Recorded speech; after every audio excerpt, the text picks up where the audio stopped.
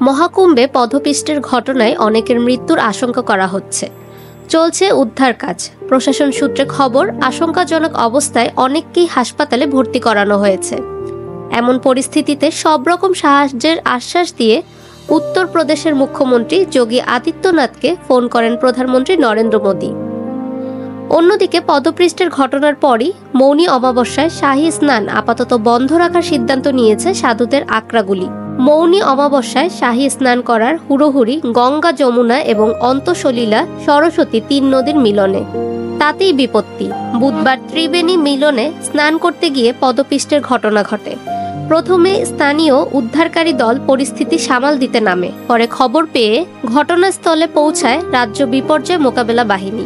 পরিস্থিতি যাতে আরও খারাপ না হয় সেই কারণে ঘটনাস্থলে র্যাব নামানো হয়েছে। একই সঙ্গে পৌঁছেছে এনএসজির দলও। পদপিষ্টের ঘটনার পরই আপাতত ত্রিবেণী মিলনে স্নান করা থেকে বিরত থাকার সিদ্ধান্ত নিয়েছে আখড়াগুলো। অখিল ভারতীয় আখড়া পরিষদের সভাপতি মহন্ত রবীন্দ্র পুরী এই সিদ্ধান্তের কথা জানান। ফাহমিদা বিনতে আনোয়ার, নিরপেক্ষ নিউজ ডেস্ক, ঢাকা।